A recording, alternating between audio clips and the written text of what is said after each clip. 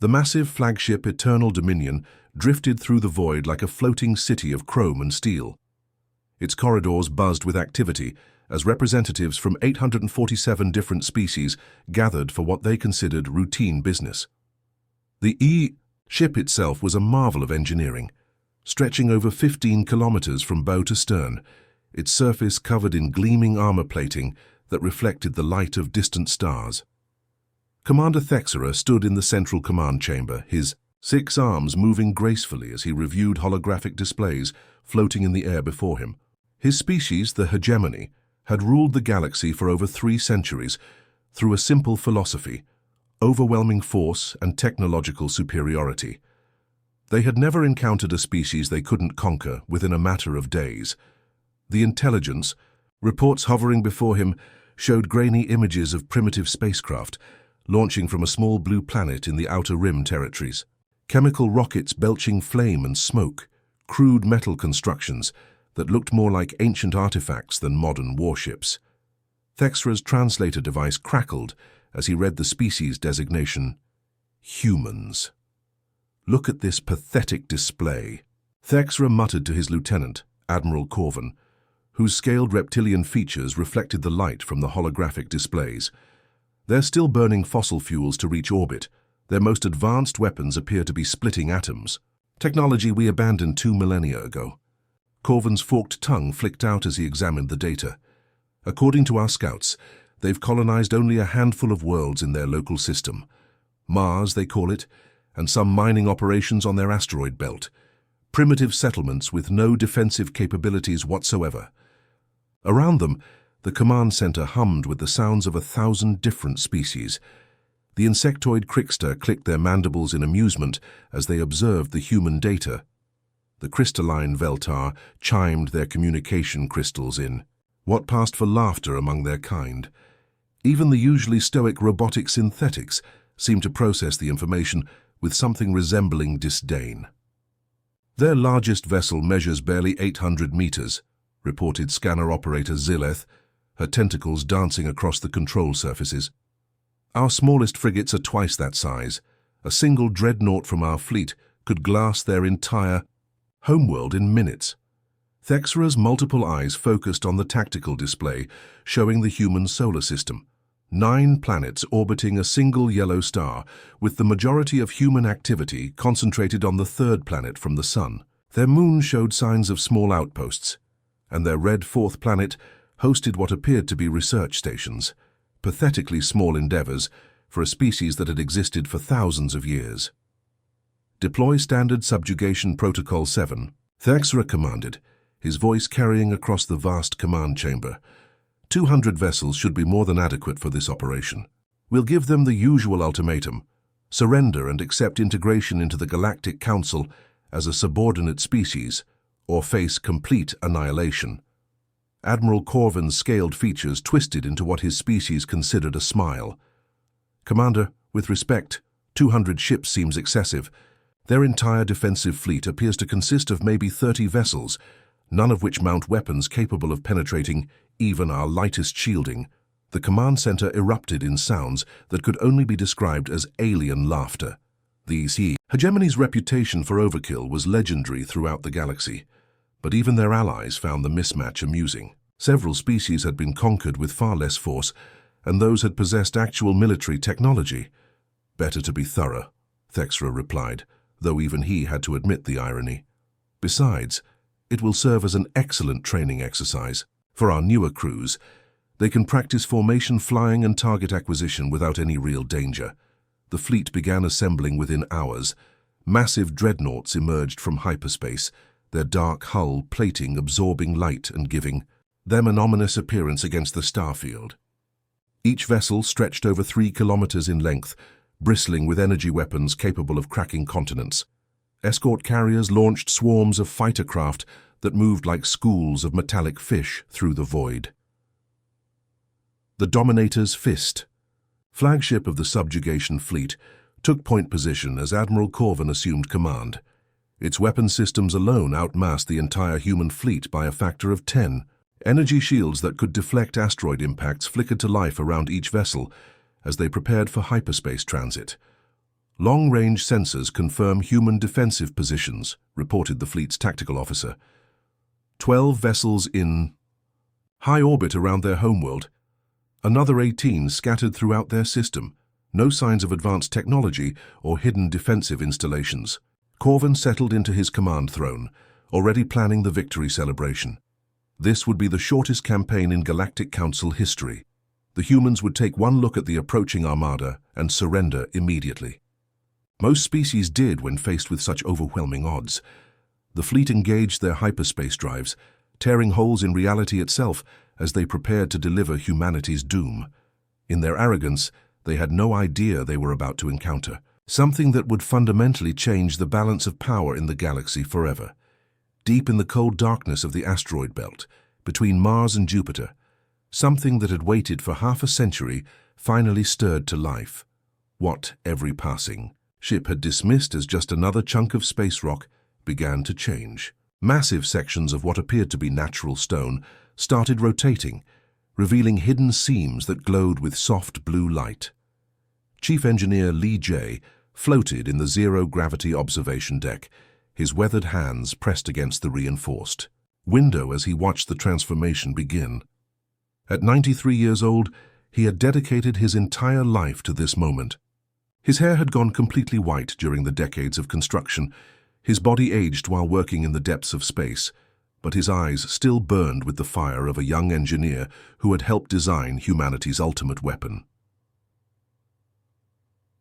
Beginning.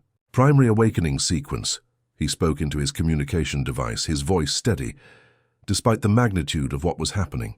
Around him, the asteroid's surface continued to shift and change, revealing geometric patterns that stretched for kilometers in every direction. The rock that alien scouts had catalogued as asteroid designation 2847 Delta was no asteroid at all.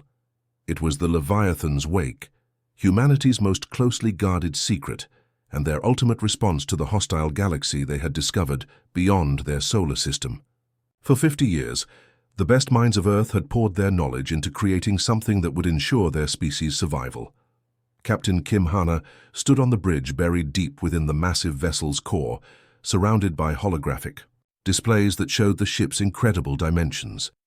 At 47 kilometers from bow to stern, the Leviathan's wake was not just a warship. It was a mobile fortress, a city in space that housed over 2 million souls within its armored hull. "Titan, begin full system activation," she commanded, her voice carrying the authority of someone who had trained for this moment her entire adult life. The ship's artificial intelligence responded immediately, its voice resonating through every corridor and chamber of the massive vessel. "Acknowledged, Captain. Initiating primary power systems. Fusion reactors 1 through 50 coming online. Gravitational field generators responding normally. All defensive systems showing green status." Around them, the bridge crew worked with practiced efficiency. Navigation Officer Park Min's fingers danced across his control panels as he brought the ship's movement systems online. "Inertial dampeners active, Captain. Artificial gravity holding steady at 1 Earth normal throughout all inhabited sections." The Leviathan's wake had been constructed using resources from across the entire solar system. Metals mined from the asteroid belt, ice harvested from the moons of Jupiter, and rare elements extracted from the depths of Mercury had all gone into its creation. The project had required the combined effort of every nation on Earth, working in secret while maintaining the appearance of a primitive divided species. "Weapon systems responding," reported Tactical Officer Choi Da-young from her station. The displays around her showed weapon configurations that defied everything the galaxy thought it knew about human technology. Gravitational lance batteries, charging to standby power, temporal distortion projectors online, quantum disruptor arrays ready for deployment. Through the massive viewports that ringed the bridge, they could see the transformation continuing. The asteroid disguise was falling away in massive sections, each piece carefully designed to drift away and maintain the illusion until the last possible moment. What emerged was a vessel that looked like it had been carved from a single piece of dark metal, its surface covered in patterns that seemed to shift and flow in the light of distant stars. Long-range sensors detecting the alien fleet, announced sensor specialist Yang Bo. 200 vessels, exactly as our intelligence predicted. They're maintaining standard formation, no attempt at stealth or tactical deployment. They clearly don't consider us a threat. Kim Hana smiled grimly as she watched the final pieces of the asteroid shell drift away into space. Of course they don't. For 3 centuries they've ruled the galaxy through superior firepower. They have no concept of what patience and preparation can accomplish. The ship's internal communication system crackled to life as department heads throughout the massive vessel reported their readiness. The hydroponics bays that fed the crew were operating normally. The manufacturing centers that could produce everything from spare parts to entirely new spacecraft were ready for operation. The residential areas where families had lived and children had grown up during the long years of preparation were secure and protected. Engineering reports all reactor cores stable, came Lee Jay's voice over the communication system. We're operating at 12% power, and all systems are responding beautifully. She's ready for whatever comes next, Captain. Through the bridge windows, Earth hung like a blue jewel in the distance, unaware that its ultimate protector had finally revealed itself. The alien fleet was still hours away, confident in their overwhelming numerical superiority and completely unaware that they were about to encounter something that would change the balance of power in the galaxy forever. Then it's time, Kim Hana said quietly, her words carrying to every corner of the massive ship. Time for the galaxy to learn what humanity builds when we have 50 years to prepare. Admiral Corvin settled comfortably into his command throne, aboard the Dominator's fist, watching the blue marble of Earth grow larger on his main display. The human homeworld looked so peaceful, so utterly defenseless. White clouds swirled over brown continents and blue oceans, completely unaware of the doom approaching from the void. Open communication channels to all human frequencies, Corvin commanded, his scaled fingers drumming against his armrest. Let's get this over with quickly. I have a victory feast planned for tonight. The communication officer, a bug-like creature from the Zephyrian colonies, clicked its mandibles as it worked. All frequencies open, Admiral, broadcasting on every channel the humans use for their primitive communications. Corvin cleared his throat and began the speech he had delivered to dozens of species over the centuries. Primitive inhabitants of the third planet, I am Admiral Corvin of the Galactic Council Fleet. You are hereby ordered to surrender immediately and submit to Council authority. Any resistance will result in the complete destruction of your world and all life upon it. You have exactly one of your local time units to respond. The bridge crew chuckled as the message went out. Several of the younger officers had never participated in a subjugation before, and they whispered excitedly about how easy their first conquest would be. The veteran crew members just looked bored, already thinking about shore leave and the celebration that would follow. Minutes passed in silence. The human orbital stations continued their lazy rotation around Earth, showing no signs of panic or preparation. Their small fleet of vessels maintained their standard patrol patterns, as if 200 of the galaxy's most advanced warships weren't bearing down on them. Perhaps they didn't understand the message, suggested the communications officer. Should we transmit it in simpler terms? Give them time, Corvin replied, though he was beginning to feel slightly annoyed. Fear has a way of making species slow to respond. They're probably having desperate meetings right now, arguing about whether to fight or surrender. Then the response came, crackling through the bridge speakers with crystal clarity. The voice was human, female, and carried an unsettling calm that made several bridge officers shift uncomfortably in their seats. Unknown vessels, you have entered human space with hostile intent. I am Captain Kim Hana of the Human Defense Force. You have one opportunity to withdraw from our territory immediately. This is your only warning. The bridge fell silent for a moment before erupting in laughter. The idea that these primitive humans were warning them was so absurd that even the normally serious tactical officers couldn't help but chuckle. Did she just threaten us? Corvin asked, his voice rising in disbelief. A species that hasn't even left their own solar system is giving us ultimatums. Apparently so, Admiral, replied his first officer, wiping tears from his eyes. Perhaps we should ask them nicely to surrender instead. Corvin was about to respond with another burst of laughter when his sensor officer suddenly gasped, the sound cutting through the bridge chatter like a blade.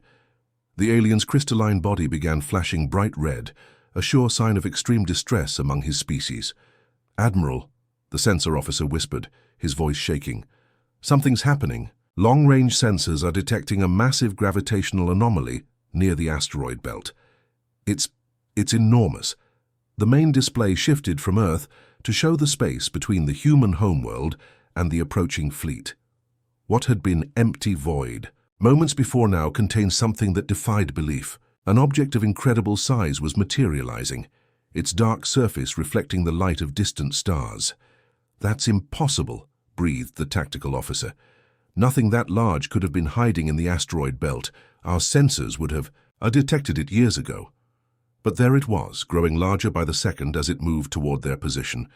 The Leviathan's wake revealed itself in all its terrifying glory, a vessel so massive that it blocked out entire star fields as it positioned itself directly between Earth and the alien fleet. 47 kilometers, the sensor officer reported, his voice barely audible. "The vessel is 47 kilometers in length.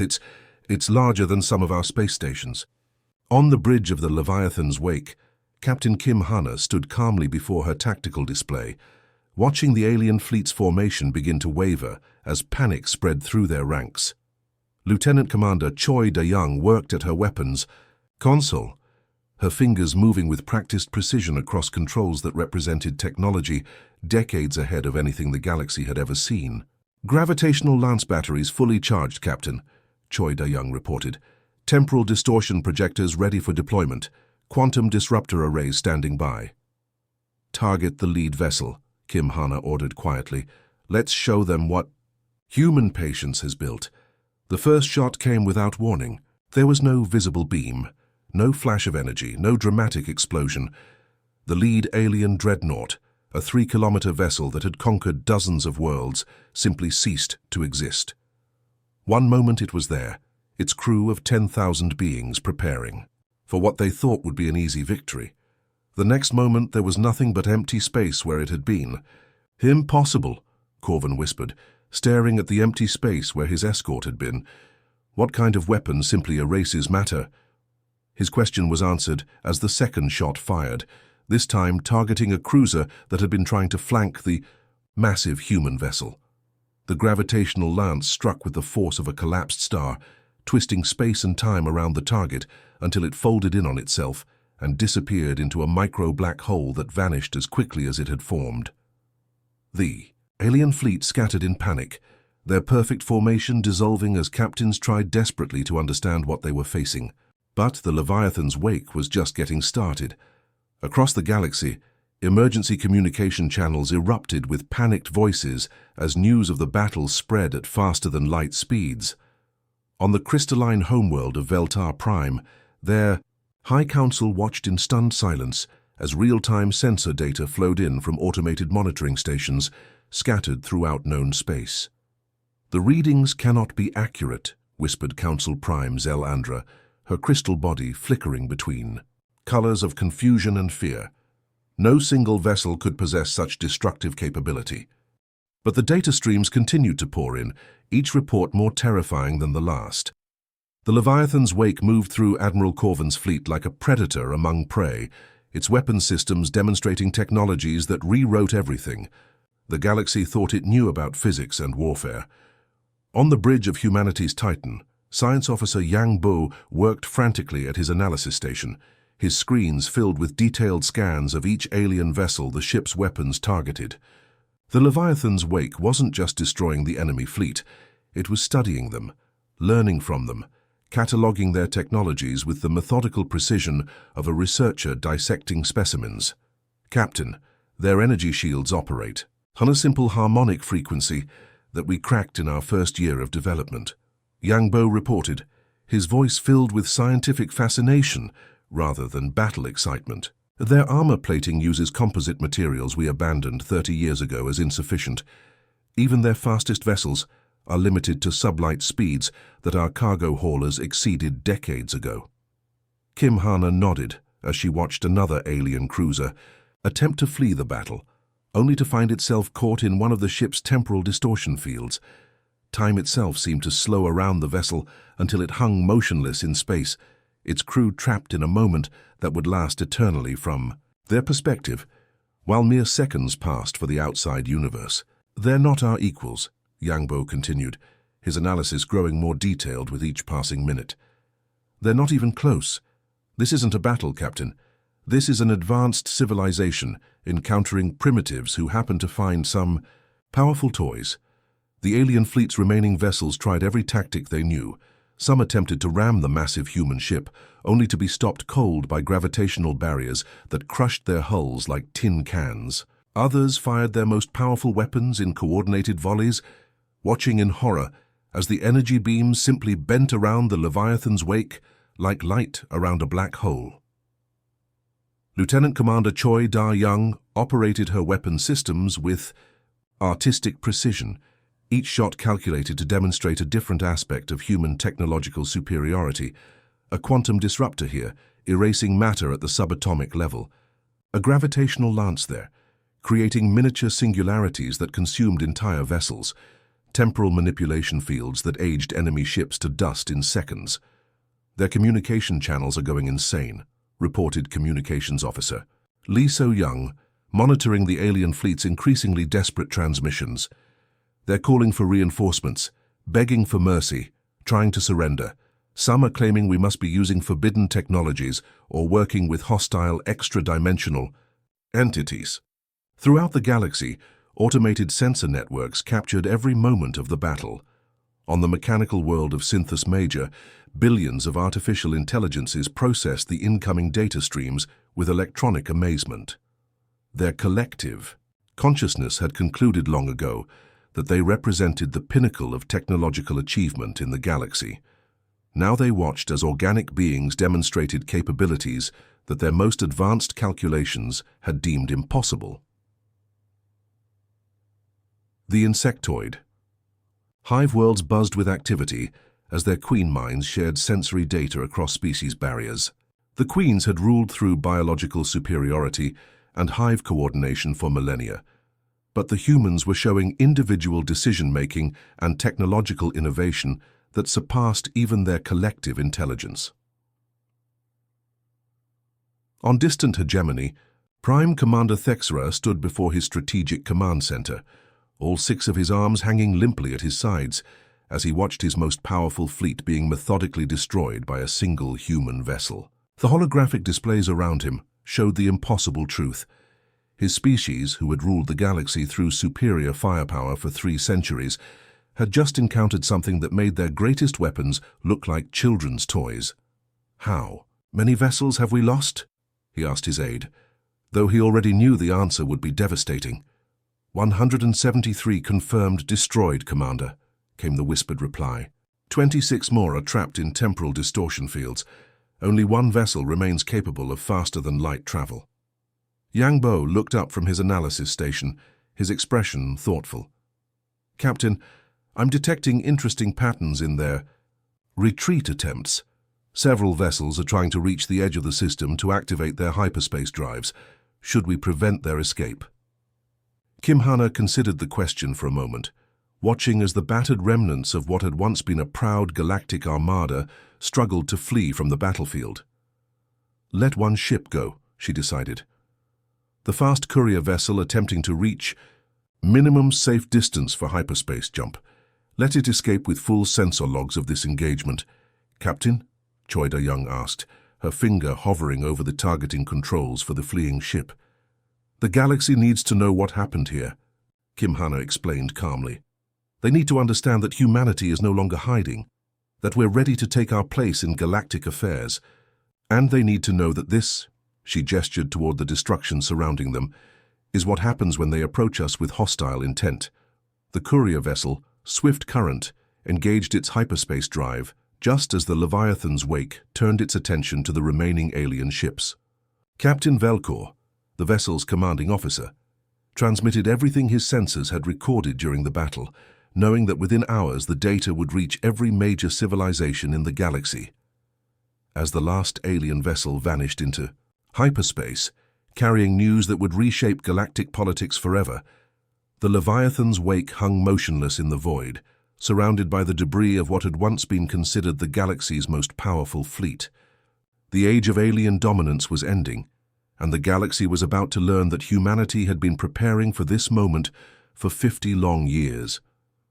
3 months had passed since the battle that shattered the galaxy's understanding of power, and the Sol system looked nothing like it had before. Where once only human vessels had patrolled the outer planets, now hundreds of alien ships from dozens of species maintained careful formations around Jupiter and Saturn, their crews eager to prove their loyalty to humanity's new order. The Leviathans. Wake hung in high orbit above Earth like a dark guardian angel, its massive bulk casting shadows across the planet's surface, even from thousands of kilometers away. But it was no longer alone. Construction scaffolds surrounded the Titan ship, as human engineers worked alongside willing alien specialists to upgrade systems that had already proven superior to anything the galaxy had ever seen. Captain Kim Hanna stood in the ship's main conference chamber, a vast room that could have housed entire city blocks. The chamber had been designed for moments exactly like this, when humanity would need to meet with multiple species simultaneously. Holographic translation systems filled the air with dozens of languages as representatives from across the galaxy waited nervously for their turn to speak. The hegemony delegation sat in one corner, their once proud posture now bent in obvious submission. Commander Thexra himself had come to Sol system, all 6 of his arms folded in the traditional pose of surrender that his species reserved for only the most desperate circumstances. His empire, which had ruled through fear for 3 centuries, now offered to serve as humanity's willing vassals. Honored humans, Thexra spoke through the translation system, his voice carrying none of the arrogance it had held months before. The hegemony wishes to offer our complete industrial capacity to your service. Our shipyards, our mining operations, our research facilities, all of it belongs to humanity now. Nearby, the crystalline representatives of the Veltar coalition chimed their communication crystals in harmony, their bodies flickering through colors that indicated extreme respect and fear. Their speaker, a being whose crystal formations had grown for over 1,000 years, addressed Kim Hanna with the reverence usually reserved for gods. Great captain of the Titan ship, the crystal being sang, its voice like wind chimes in a gentle breeze.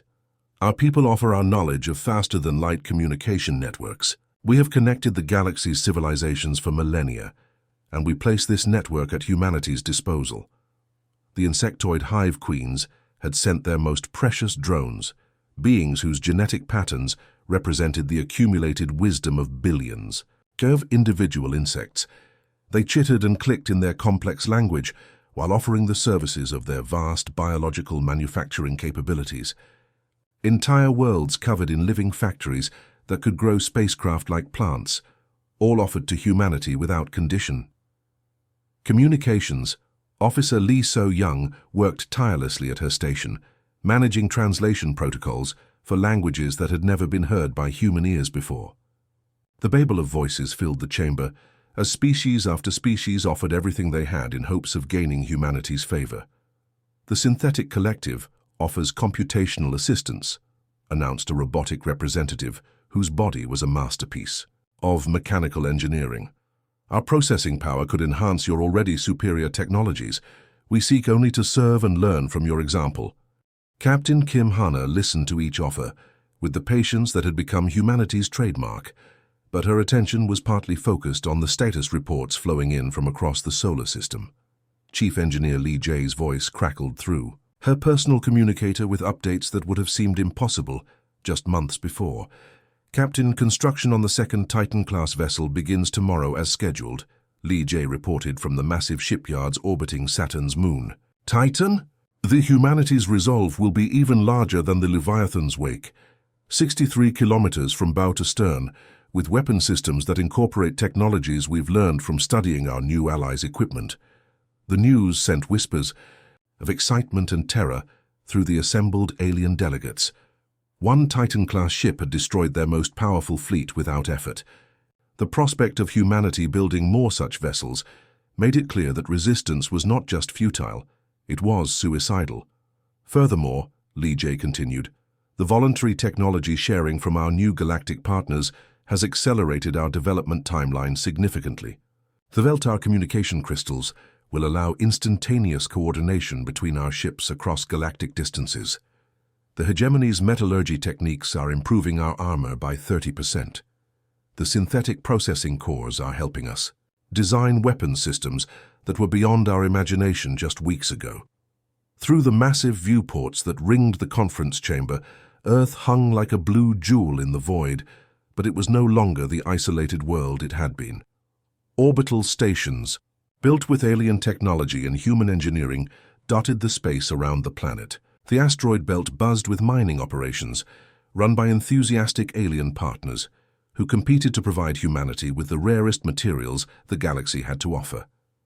The moon's surface was covered with new installations where human scientists worked alongside the galaxy's greatest minds, sharing knowledge that was advancing both sides at incredible speeds.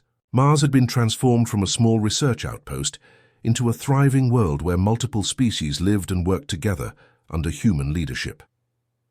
Kim Hana finally stood to address the assembled delegations, her words carrying across the chamber and being broadcast throughout the galaxy on networks that had once spread news of humanity's impending destruction.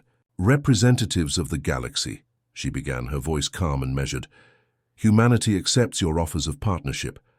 But understand this, we lead now. The age of conquest through fear is over.